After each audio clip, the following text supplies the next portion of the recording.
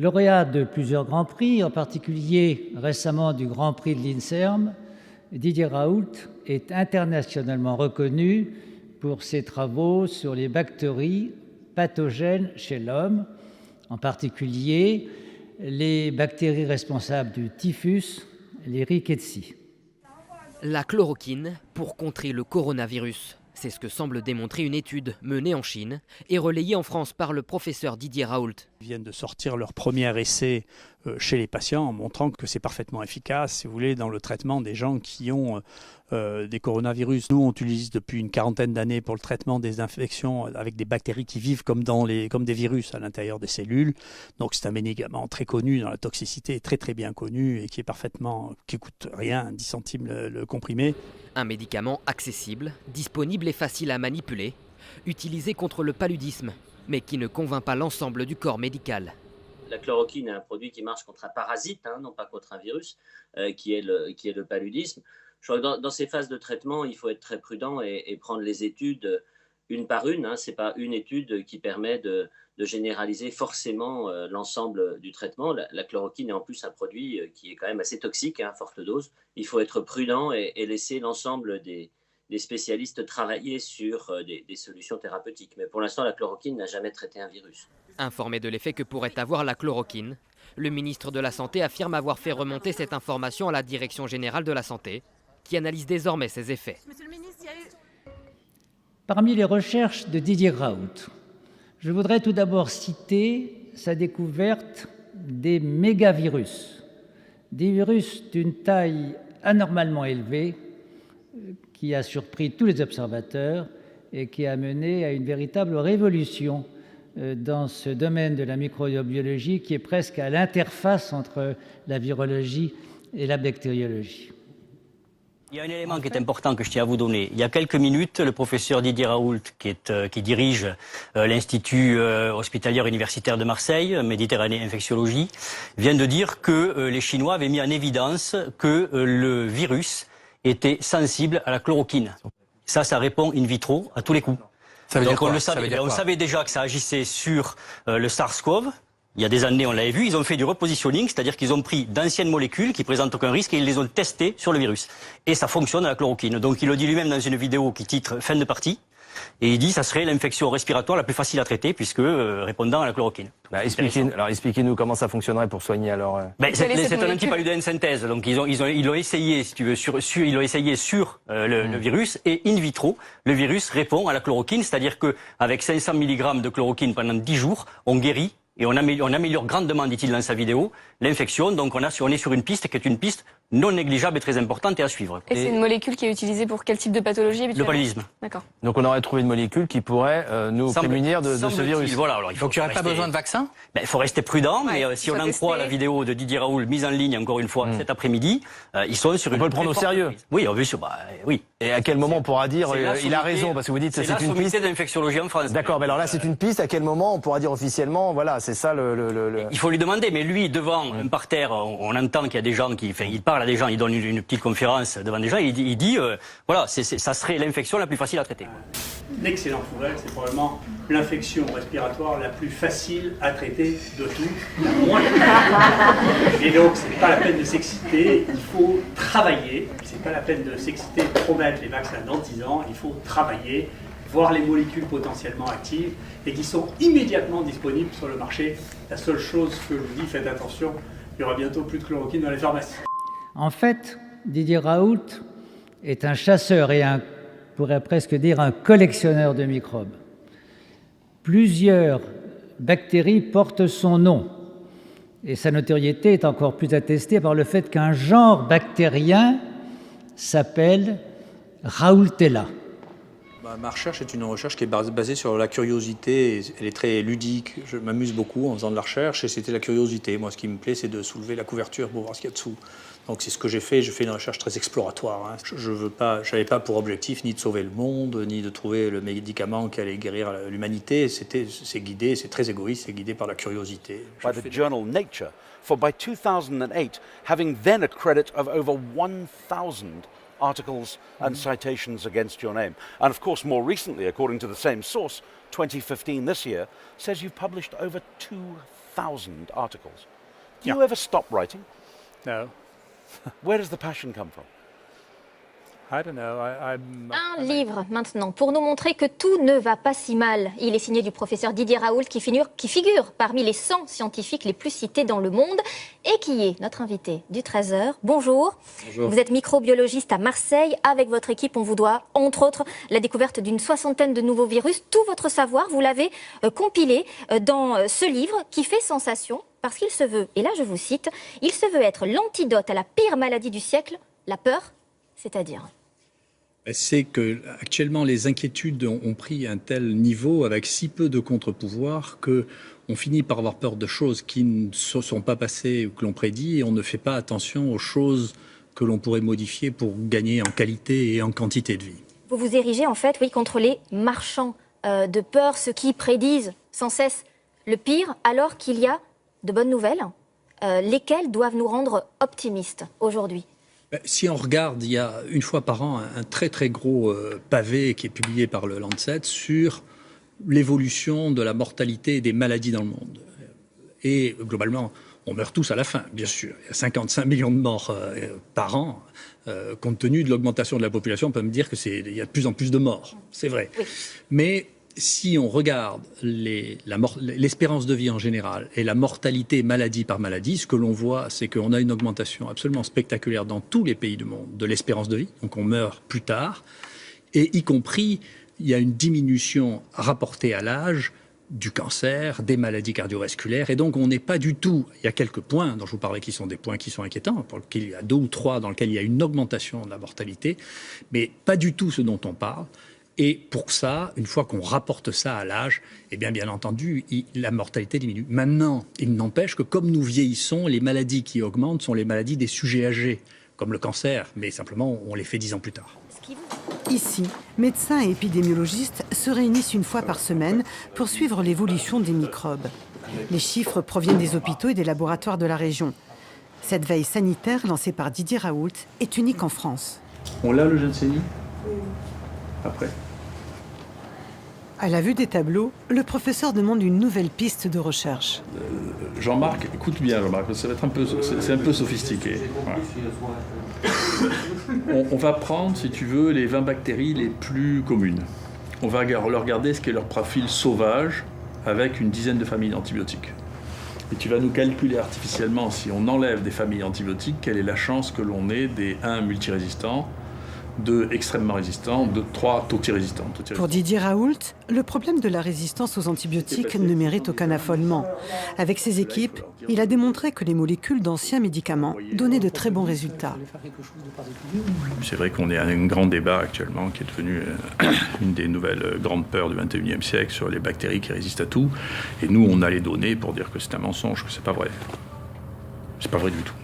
Or, on a fait ça sur l'étude sur la région PACA en analysant les résultats de 100 000 bactéries isolées des différents sites, aussi bien hospitaliers que communautaires que dans les cliniques. C'est pas vrai. Les infections dans le monde, je ne sais pas si ces chiffres sont vrais, ça varie plus ou moins, c'est-à-dire le nombre d'infections, la mortalité en général. Alors, il y a de plus en plus de morts, mais la mortalité diminue parce qu'on vit de plus en plus vieux. Alors donc, c'est très intéressant parce qu'il y a une espèce de compétition entre les médecins et les chercheurs qui disent « moi j'en ai de plus en plus, moi j'ai plus de cancer, moi j'ai plus de cardiologie ». Bien entendu, on meurt de plus en plus vieux, donc les morts qui augmentent sont les morts de vieux. Ce n'est pas les morts de jeunes. Donc les morts de jeunes, ils mourraient plutôt de pneumonie et de diarrhée, et ça diminue. Donc les cancers n'augmentent pas du tout, ils diminuent, mais ils diminuent à condition qu'on les rapporte à l'âge. Comme les infections cardiovasculaires, on les diminue si on les rapporte à l'âge. Même l'Alzheimer diminue si on le rapporte à l'âge. Mais, bien sûr, comme personne n'aime les bonnes nouvelles pour des raisons qui m'échappent, la presse dira tout le temps qu'il y a de plus en plus de cancers. Même vous dire c'est affreux, il y a de plus en plus de morts. 55 millions de morts par an, vous vous rendez compte, c'est un scandale. Mais comme on est 6 milliards, ça ne va pas arrêter d'augmenter. Voilà. Donc à la fin, les 6 milliards sont là, vont tous mourir. Une mauvaise nouvelle, vous allez tous mourir. Ça arrive. Mais on n'est pas pressé. Voilà. Important, est-ce qu'à vos yeux, Didier Raoult, il doit y avoir débat sur l'efficacité et l'innocuité des 11 vaccins qui ont été rendus obligatoires il y a quelques jours? Je ne crois pas. Je ne crois pas qu'il y ait de problème. Je ne crois pas qu'il y ait de problème sur l'innocuité ou l'efficacité. Il faut le redire. Hein. Oui. Non. Après, le débat, c'est est-ce que c'est mieux est-ce qu'il était nécessaire d'avoir une stratégie de cette nature, c'est-à-dire une obligation vaccinale? Est-ce qu'il y avait un problème actuel de santé publique sur ces vaccins? Personnellement, je n'en suis pas convaincu. Je ne suis pas convaincu. Infection. Bonjour, en direct depuis Marseille. Merci d'être en direct avec nous ce matin. Vraiment, cette information nous intriguait. Vous dirigez, je le rappelle, l'Institut Méditerranée Infection en pointe dans la lutte contre le coronavirus. Et vous affirmez ce matin qu'un traitement réservé au paludisme d'ordinaire, un simple traitement, pourrait être une réponse face au coronavirus. D'abord, ces informations, vous les tirez d'une étude chinoise, d'une évaluation clinique faite en Chine sur une dizaine d'hôpitaux à Wuhan, Pékin, Shanghai. Cette étude, vous l'avez lue, vous vous basez sur cette étude. Est-ce que vraiment ce sont des informations fiables? Alors, écoutez, je pense qu'il va falloir avoir une bascule dans la réflexion actuellement et comprendre que les Chinois actuellement dans le domaine des maladies infectieuses et dans le domaine de la virologie sont les meilleurs au monde. Donc il faut arrêter de penser que ce qui se passe en Chine ou ce qui se découvre en Chine est d'une qualité inférieure. C'est les plus rapides, c'est les plus fonctionnels, c'est les mieux organisés. Moi-même, le bâtiment que j'ai fait ici, qui est unique en France, est quelque chose que j'ai imité en voyant le grand hôpital de Shanghai qu'ils ont construit en 2 ans à la suite du SARS. Et donc il faut arrêter de mettre en doute. Très bien. Il y avait simplement, ce ne sont pas les scientifiques chinois qui sont à remettre en cause évidemment, mais le régime, sa communication. Non, mais ça, c'est des scientifiques chinois qui ont publié ça. J'avance. Le phosphate de chloroquine, Didier Raoult, c'est ce traitement utilisé contre le paludisme. C'est quoi la chloroquine? N'oublions pas que plus que les guerres, les infections bactériennes et virales sont responsables dans une large mesure du destin de certains territoires. Ils l'ont été dans le passé, ils le sont encore aujourd'hui. N'oublions pas aussi que les progrès de la lutte contre les infections, d'abord par l'hygiène, puis par les vaccins et les antibiotiques, sont à l'origine de l'augmentation spectaculaire de la longévité observée dans notre espèce depuis 150 ans. Donc l'écosystème d'une réanimation est un écosystème dans lequel les antibiotiques jouent un rôle très important, comme dans l'écosystème des élevages. En revanche, dans la ville, la prescription d'antibiotiques moyenne par humain est extrêmement faible et le niveau de résistance des bactéries qui sont de ville reste extrêmement faible. Vous êtes d'accord avec ce raisonnement-là ? C'est-à-dire que c'est la dose qui compte et que c'est ça qui est plus important à prendre en considération, davantage que la différence entre monde animal et monde humain ?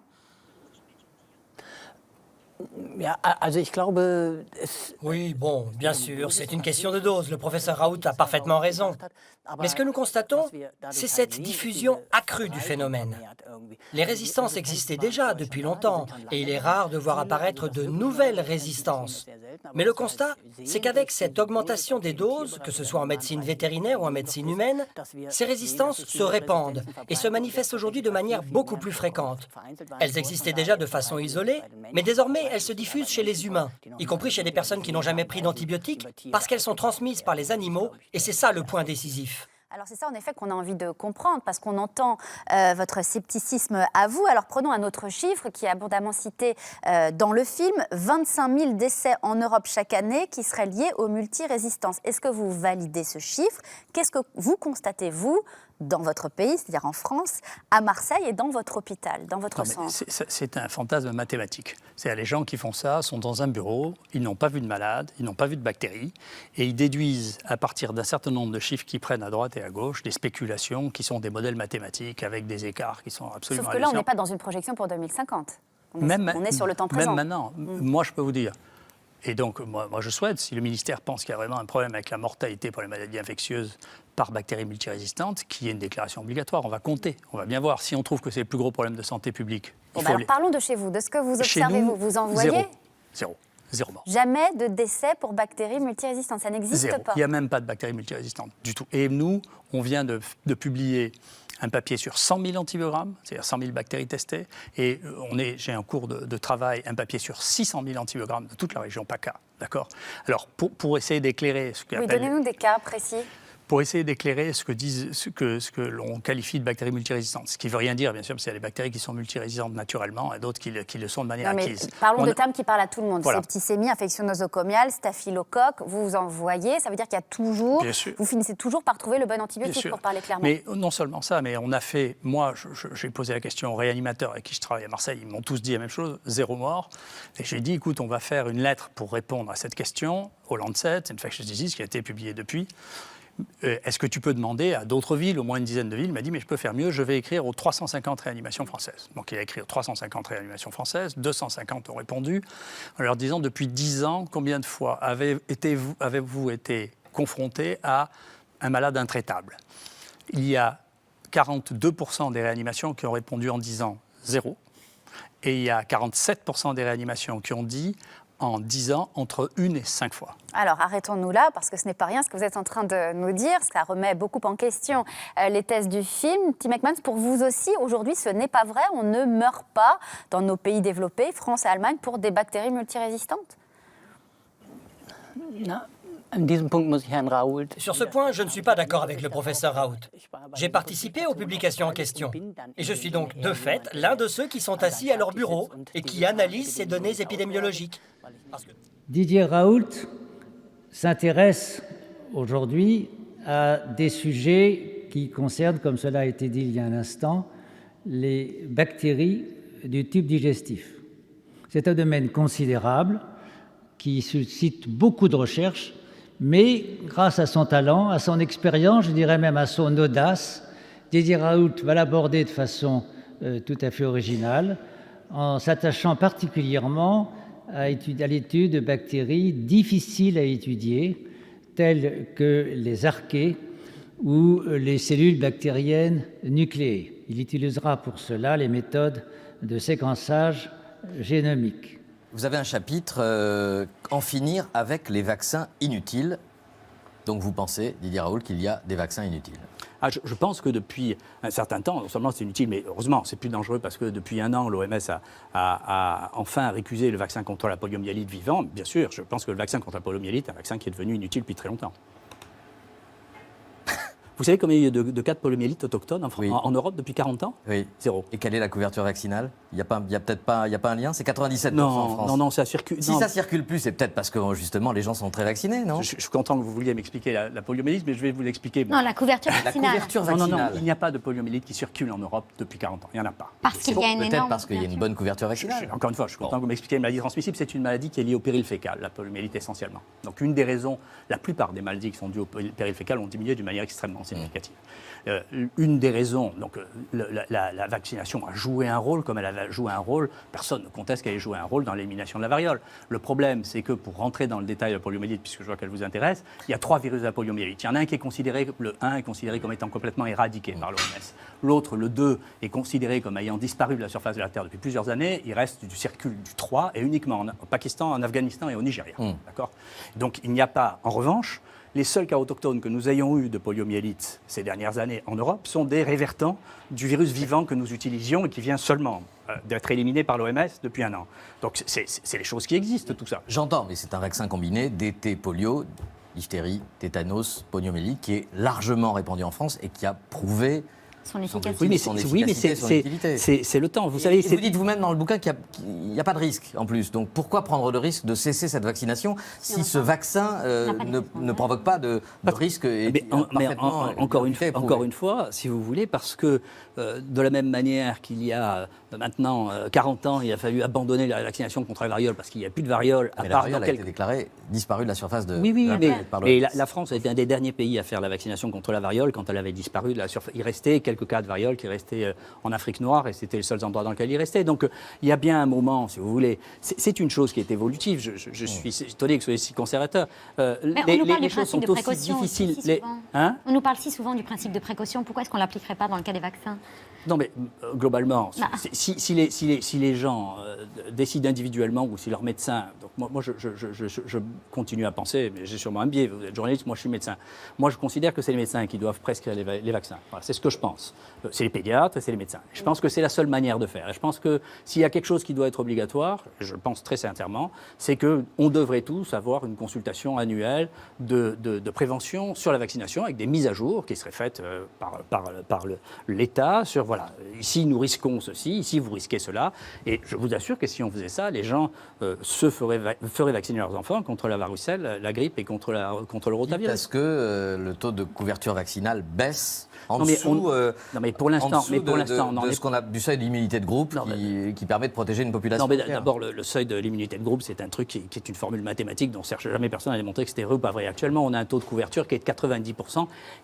On n'est pas dans une situation dans laquelle il y a un problème de santé publique majeur là qui est en train de... Moi, je suis content que vous soyez ému par ça, mais vous regardez le nombre... Vous vous rendez compte ce que c'est que 700 000 varicelles? Vous ne trouvez pas que c'est un problème de santé publique? Il y a une quinzaine de gosses qui meurent de varicelle par an. Ça, c'est une maladie qui est dangereuse d'une manière extraordinaire pour tous les immunodéprimés. C'est une vraie priorité de santé publique. Cette ville, grâce à Didier Raoult, est devenue un des 5 pôles mondiaux en matière de maladies infectieuses et microbiologie médicale. Et ça, c'est le fruit de 30 ans de travail et de leadership pour lui et de travail en équipe avec ses collaborateurs. Alors, quelle conclusion faut-il tenir? C'est-à-dire qu'il n'y a pas la même situation en Allemagne et en France, c'est dur à croire. Je ne crois pas. Je crois que c'est des visions de bureau. Je vais vous dire, il y a de bureaux. Donc, il y a deux mondes en là, parallèle. C'est ça que j'ai sur ce plateau, la différence entre un praticien et quelqu'un qui regarde des statistiques. Moi aussi, je dirige toute la microbiologie de 3500 lits. D'accord ? Je vois tous les résultats, je vois toutes les causes de mort toutes les semaines. Et toutes les semaines, depuis 5 ans, nous regardons de quoi sont morts les gens et s'ils ont eu une bactérie non traitable dans le mois qui a précédé. Ça n'est jamais arrivé. C'est vrai que la première fois où j'étais dans ces services, on a sorti une bactérie inusuelle dans une situation qui n'était pas usuelle non plus. Et donc c'est là, je l'ai vu à l'époque, c'était le grand professeur, quoi. Je l'ai vu prendre un livre et regarder dans le livre parce qu'il ne savait pas, si vous voulez. Et c'était en dehors de ce qu'on avait l'habitude de voir chez nos maîtres, quoi. Nos maîtres étaient censés tout savoir. En pratique, c'est pas vrai, ils ne savaient pas tout. Au début, ça m'a choqué, quoi. Je me suis dit, mais non, mec, il a quand même besoin d'aller voir dans le livre pour pouvoir... En fait, je me suis aperçu que c'est justement là sa qualité, quoi. C'est-à-dire, quand on ne sait pas, on va chercher. Alors, beaucoup plus polémique. Là, on a abordé les thèmes de santé, d'alimentation, vous connaissez bien, beaucoup plus polémiques. Je cite quelques-uns des thèmes que vous abordez dans le livre. Vous défendez les OGM, vous égratignez Darwin en affirmant qu'il a écrit un tissu de bêtises, vous doutez de la catastrophe climatique à venir. Vous pensez aussi que les combats féministes n'ont joué aucun rôle dans l'émancipation des femmes. J'ai lu ça entre autres. Alors, il nous reste quelques minutes. Le climat. Je ne crois pas, écrivez-vous, je ne crois pas aux prophéties apocalyptiques sur le réchauffement de la planète, mais vous expliquez que vous n'êtes pas un climato-sceptique, pour autant sans savoir bien quelle est la signification du terme. Si vous me demandez si je suis sceptique, je vous répondrai oui. D'ailleurs, je suis étonné que ce soit devenu une insulte de dire à un scientifique qu'il est sceptique, franchement. Je ne suis pas croyant, si j'étais croyant, je ferais autre chose. Donc, si vous voulez, je ne crois pas en la science, je la pratique, si vous voulez, mais les sciences sont évolutives. Donc, bien sûr, je suis sceptique pour ça, je suis capable de changer d'avis. Sur un consensus scientifique assez largement établi. Oui, non, ceux qui sont d'accord sont ceux qui pratiquent la religion. C'est comme si vous demandiez à un théologien s'il croit en Dieu. Donc tous ceux qui travaillent sur le réchauffement climatique, bien sûr, ils sont d'accord. Sinon, il faut autre chose. Mais si vous demandez aux géologues qui sont le plus proches de ça, ils sont férocement distants vis-à-vis de ça. Vous prenez les plus grands géologues français, ils ont tous pris des positions qui sont très très distantes. Est-ce qu'ils ont compétence en matière de climat ? À côté du climat, la chose la plus importante pour l'archéologie du climat, c'est la géologie quand même. C'est quand même ce qu'il y a de plus compétent. Donc vous doutez, vous ? Oui, c'est-à-dire je doute des prophéties parce que tout est multifactoriel. Je vais vous donner Vous doutez de la prophétie, mais pas du fait que les températures augmentent. Que non, il y a réchauffe. D'ailleurs, les scientifiques, je ne sais pas si vous avez remarqué, mais il y a un changement de définition. Les gens ne parlent plus de réchauffement climatique, mais de changement climatique. Oui. Ce qui est lucide parce qu'il y a une partie dans l'hémisphère sud qui refroidit très très rapidement. En particulier, la banquise antarctique augmente de taille. Ça, c'est visible sur les trucs de la NASA. Donc, c'est pas si simple que ça. Mais je vous donne un exemple qui montre que les choses sont beaucoup plus complexes. La semaine dernière, Iranien a sorti dans la Nature un papier qui montre la plus grande source de dioxyde de carbone. Les gens ne savent pas ça, mais c'est les plantes, c'est la respiration des plantes. D'accord ? Et donc, tous les calculs tous les calculs qui ont été faits ont été basés sur le fait que l'augmentation de la respiration des plantes allait aller avec l'augmentation de la température. Or, on vient de voir que c'est l'inverse. C'est-à-dire, au fur et à mesure que la température augmente, la respiration des plantes et donc l'émission de dioxyde de carbone par les plantes diminue. Donc, ça ne prédit pas ce qui va se passer. Ça veut dire que simplement, les modèles que nous avions sont très incomplets parce qu'on est très ignorant d'une quantité de paramètres. Et ça, c'est de la science brute. Je vais vous dire une chose. Dans la science, toute la science n'est que comparative. Et donc, on n'a pas de modèle comparatif avec le climat. On peut comparer ça à rien du tout. C'est pour ça qu'on ne connaît pas les causes, c'est pour ça que c'est complexe et c'est pour ça que c'est difficile à prédire. Et donc, tout ce qu'on peut dire, c'est si les choses continuent comme ça, eh bien, voilà ce qui va se passer. Mais on ne sait pas si les choses vont continuer comme ça. Voilà. Libre penseur ou esprit libre, Didier Raoult a beaucoup de thèmes et c'est stimulant, en tout cas, tout au moins. Ce qui vous agace, c'est le décalage entre les connaissances des scientifiques et celles du reste du monde. Sur ce point, Internet, c'est un vrai problème. 6 informations sur 10 sont fausses, dites-vous ? C'est moins Internet. Si vous voulez, Internet, ça a remplacé le bistrot du coin. C'est des conversations de bar. C'est pas très grave. Il manque actuellement des références pour calmer un contre-pouvoir, pour calmer contre cette excitation des lanceurs d'alerte. C'est naturel qu'il y ait des lanceurs d'alerte, mais il faut des contre-pouvoirs. Or, nous ne les avons plus. C'est-à-dire que les institutions actuellement surfent sur l'inquiétude populaire, et y compris l'OMS qui est devenue une espèce de lanceur d'alerte. C'est-à-dire que la dernière directrice avait travaillé sur 2 maladies émergentes qui en tout ont dû tuer 1500 personnes en 15 ans. Et ne plus parler de choses qui tuent des millions de personnes. Et donc ça, cette entrée en phase, cette excitation générale, c'est pas grave que la population s'inquiète, c'est pas grave qu'il y ait des gens qui disent attention, il y a peut-être un danger. Ce qui est très inquiétant, c'est qu'il n'y a plus personne qui calme les choses et qui les re-hiérarchise, qui les mette en perspective. Il faut replacer le curseur au bon endroit. On sait aussi, et c'est une chose qui est extraordinairement étonnante, qu'il y a des variations liées à l'environnement, en particulier aux saisons, qu'on ne comprend absolument pas. Nous, on a un travail dans lequel on montre qu'on peut avoir le virus de la grippe. 8 à 10% des gens qui font le pèlerinage à la Mecque reviennent avec le virus de la grippe et ils ne font pas de grippe. Ils ne font pas de grippe parce que ce n'est pas la saison. Alors ici, on dit c'est parce que c'est l'hiver. Non, ce n'est pas l'hiver, parce qu'en Afrique, c'est quand il fait chaud qu'on fait plus de grippe. On en fait toute l'année et c'est quand il fait chaud. Comment ça marche, la saisonnalité des maladies infectieuses? Quelque chose qu'on ne comprend absolument pas. D'accord. Donc, ça, c'est le spectre des maladies infectieuses tel qu'on le connaissait. Il y a un nouveau spectre des maladies infectieuses qui est comment les microbes, qui sont probablement la partie la plus importante de notre interférence avec l'environnement, sont capables de déclencher d'autres maladies que les maladies infectieuses aiguës. C'est le domaine des maladies chroniques. Et là aussi, il y a un aveuglement terrible qui touche tout le monde depuis l'OMS qui sépare les maladies infectieuses des maladies non infectieuses dans les maladies chroniques. Ce n'est pas vrai.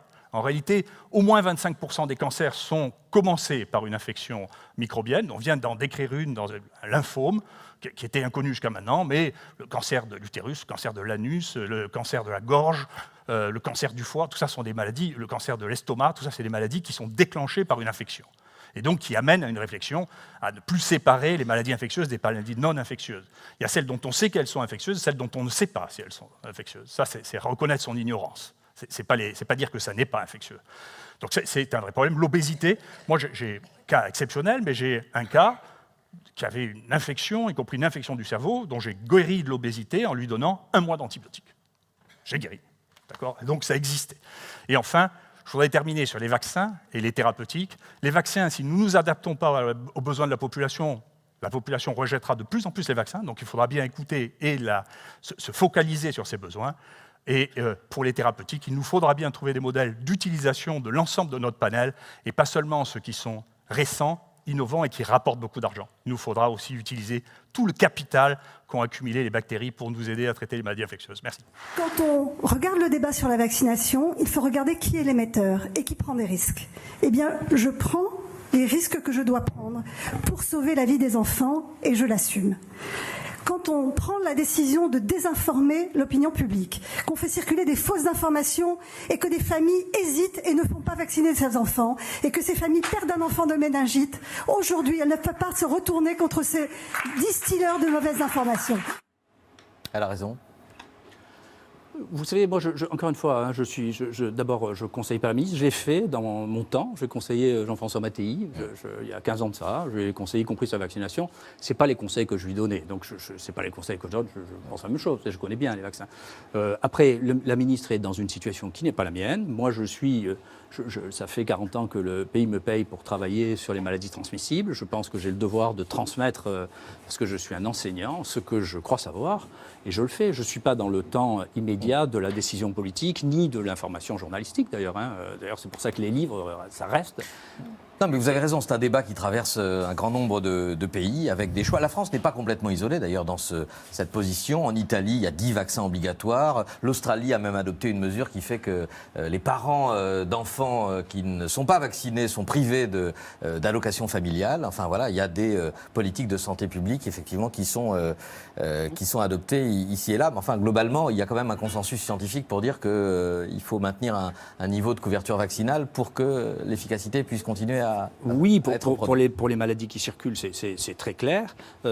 Encore une fois, la priorisation d'une vaccination sur une autre, c'est un débat qui n'est pas réglé.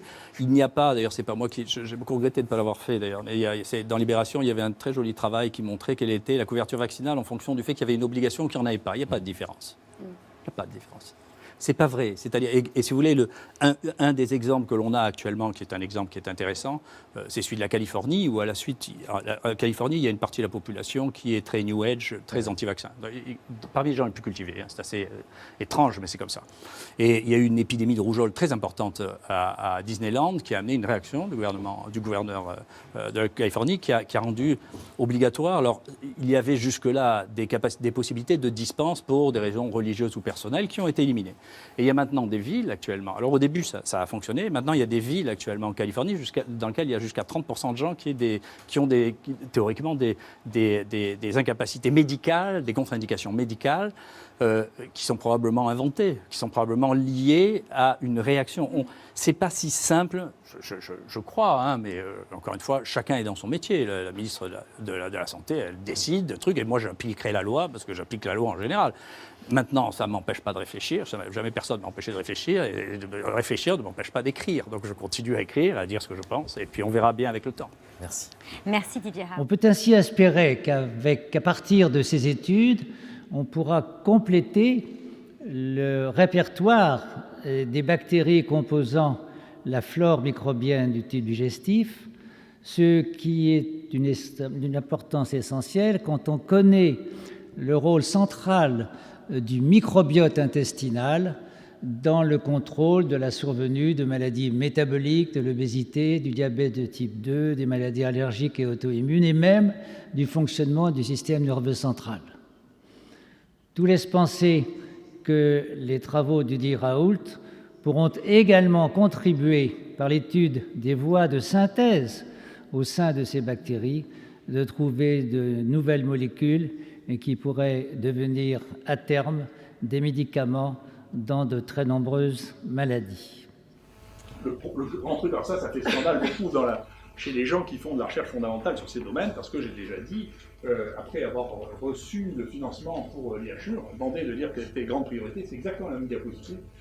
Et je leur ai dit, vous savez, là où on a mis le plus d'argent depuis 30 ans, de toute l'histoire de l'humanité, c'est pour rechercher des vaccins contre la fibrose du paludisme, et il n'y en aura pas. Alors, je ne suis pas déçu, parce que maintenant, on est 7 ans après, et il n'y en a toujours pas. Il n'y en a pas parce que le paludisme sont des maladies qui ne sont pas immunisantes, et que donc on sait très bien imiter ce que fait la nature. Alors aujourd'hui, on sait très bien le faire, mais ce que ne sait pas faire la nature, on ne sait pas l'imiter. Que donc il faudra trouver quelque chose d'autre, parce que c'est pas comme ça que ça se passera.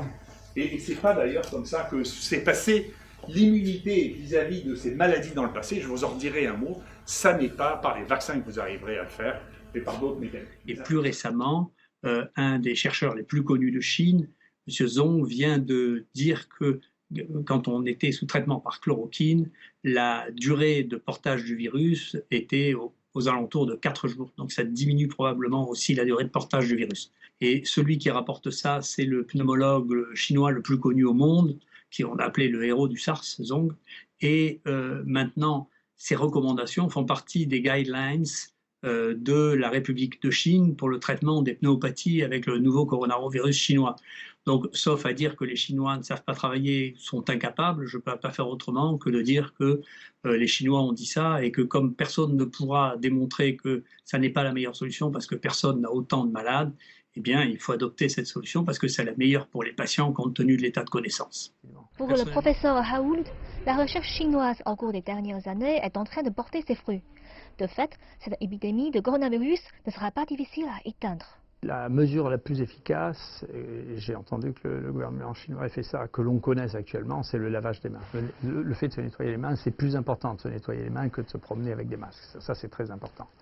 La deuxième, c'est que c'est plutôt effectivement dans les endroits dans lesquels il y a une densité humaine que l'on arrive à transmettre plus facilement que quand les gens se promènent dans la rue. C'est en Chine que c'est un problème. C'est en Chine que ça se développe, et donc c'est en Chine qu'il faut. Mais c'est ça qu'il faut. En tout cas, ça a coïncidé avec le mois de juillet. À partir du mois de juillet, ça a disparu. En général, si vous voulez, on voit que, bien sûr, l'évolution de la recherche chinoise est très spectaculaire. On voit que dans le domaine des maladies contagieuses et virales, les Chinois ont fait un effort qui est considérable. C'est actuellement les leaders mondiaux. Donc, ils vont à une vitesse qui est phénoménale. Ils ont des outils qui sont extrêmement efficaces. Et donc, bien sûr, toute cette aventure est racontée par les gens en Chine. C'est évident. D'accord.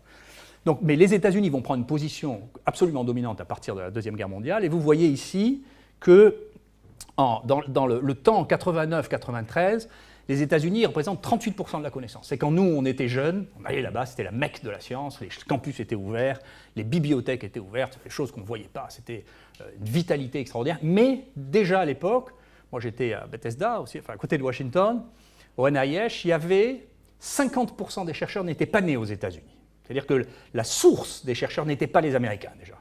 Et je reviendrai sur ce point-là. Mais vous voyez qu'entre 89-93 et 99-98, les parts de marché de la science américaine, qui pourtant tenaient tous les médias les plus importants, les relais les plus importants, donc qui te donnaient la culture, ce qui est un point de dominance extraordinaire, est passé de 38 à 31%. Et pourtant, on devait passer, c'est un truc qu'on a tous fait, jeunes, pour pouvoir publier quand on est jeune, donc s'associer tous à l'américain. C'est-à-dire c'est biaisé par il y a un abus de position dominante qui faisait qu'il y avait des auteurs américains qui servaient à nous aider à publier quand on était jeune et qu'on ne savait pas le faire. Et puis le reste, vous voyez que la France était 6e, elle est restée 6e, d'ailleurs il n'y a pas beaucoup de changements, elle est restée à la même place. Et puis on voit, pendant cette période, ce que nous avons vu en Europe, l'évolution, l'augmentation de l'Italie, de l'Espagne qui apparaissent sur le marché, la régression de la Russie qui diminue.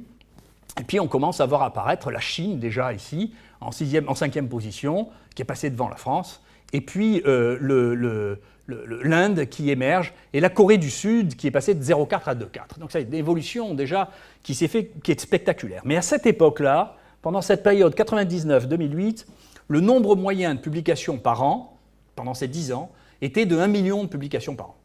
Il y avait 1 million de papiers scientifiques. Et puis, qu'est-ce qui se passe maintenant, en 2012 ? En 2012, il y a eu 2 millions de papiers publiés. 2 millions de papiers scientifiques. Donc il y a une expansion du monde scientifique considérable. Et vous regardez quelle est la place des États-Unis, ils étaient à 38% au départ, ils sont à 22%.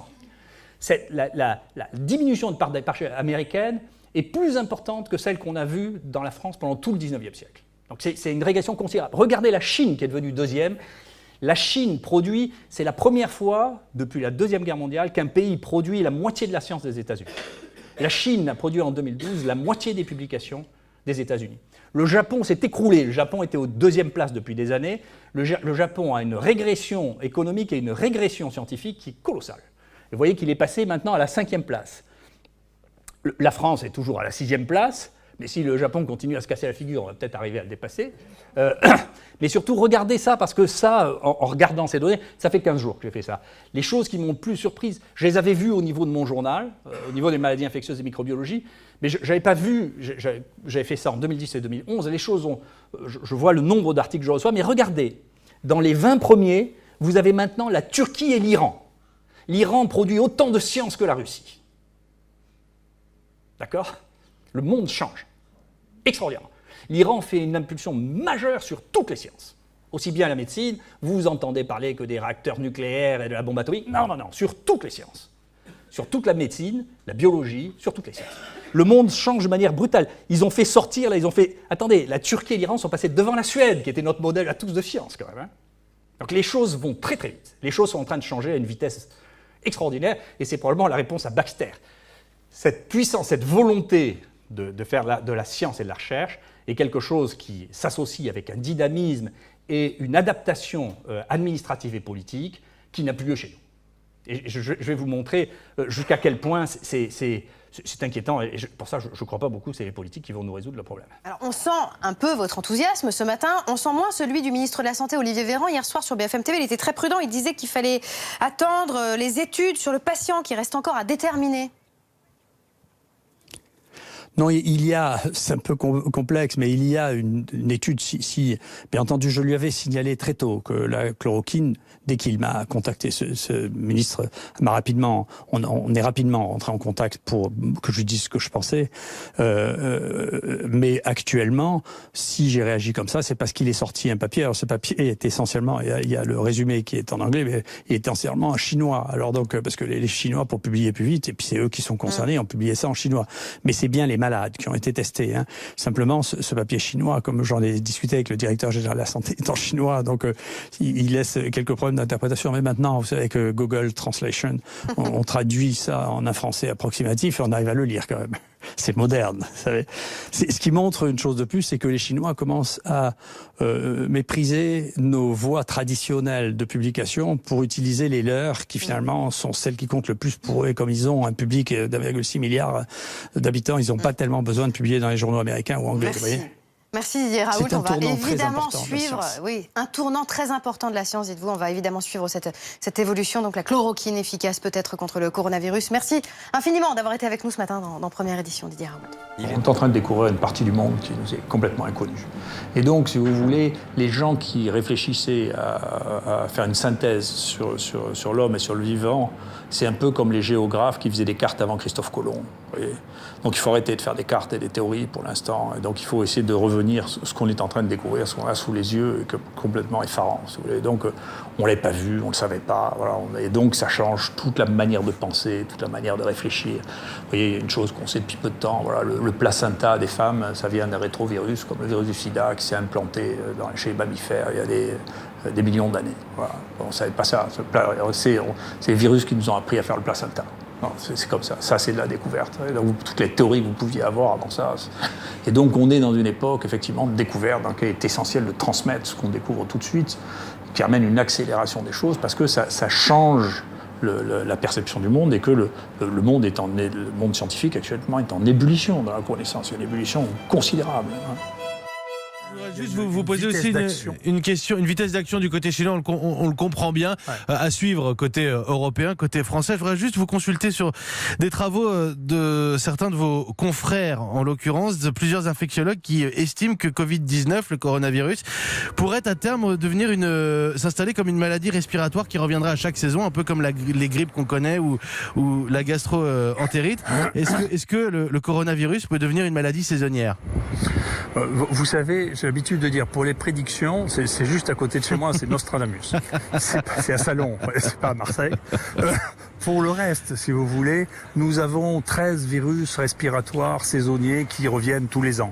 Si on en a un 14e, ça changera probablement pas l'espérance de vie, ni la mortalité par infection respiratoire qui a diminué, qui a été divisé par 2 dans le monde depuis une vingtaine d'années. Hein.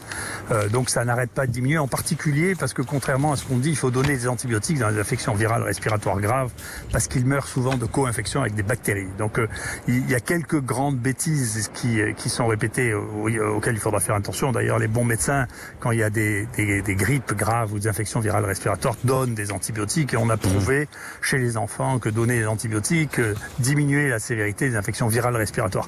Donc il faut sortir un peu des leçons de l'école primaire pour revenir à la vraie science, d'une part. Donc il faut savoir changer d'avis, donc il faut avoir des gens qui suivent la littérature, préfecture, qui savent ce qui se passe et qui prennent des décisions en accord avec la connaissance. Didier Raoult, merci. Et donc, bien sûr, c'est possible. Ça fait partie des possibles. C'est pas, pourquoi pas, vous savez. On va suivre. On va attendre pour les prévisions. J'ai bien compris le message. Pour la science, il y a les prévisions chez Nostradamus et je vous coupe, Didier Raoult.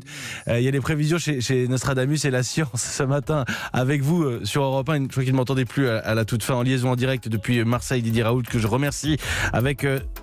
ce qui sera un gros point d'interrogation ce matin. Est-ce qu'on a une solution et une solution que l'on connaît, qui n'est pas chère face au coronavirus? Nous allons suivre de près, évidemment, être prudents toujours et suivre de près les évolutions de la lutte contre ce Covid-19. La chose la plus importante de toute ma carrière, c'est de démontrer que ce qu'on pensait était faux. Pour moi, c'est extrêmement important de montrer que la science est vivante et que tout ce qui est vivant se détruit et se reconstruit en permanence. Et donc, à chaque fois qu'on peut détruire un dogme, je suis ravi. À chaque fois que je peux dire que quelque chose que j'ai appris, que j'ai enseigné pendant des années est faux, je suis ravi. Et je dis toujours aux étudiants que ce que je dis n'est pas vrai. C'est une vision qu'on a à un moment donné. Et si je peux détruire le plus radicalement possible une donnée scientifiquement établie, je suis ravi. Alors je veux d'abord remercier mes collaborateurs, dont certains sont avec moi depuis 30 ans. Mes premiers étudiants sont encore avec moi, d'une part. D'autre part, tous les étudiants qui sont ici, en particulier les étudiants des études. On a une centaine d'étudiants en thèse ici dans ce laboratoire, qui ont un dynamisme formidable et sans qui ce ne serait pas possible, et qui prennent tous ces défis au pied de la lettre. Et puis bien sûr, la Fondation Louis D et l'Institut de France qui m'honorent et qui nous aident à continuer dans ce travail dont je pense qu'il est très important pour l'avenir de microbiologie. Merci. J'invite maintenant messieurs Chris Bowler et Didier Raoult à monter à la tribune pour recevoir leur prix.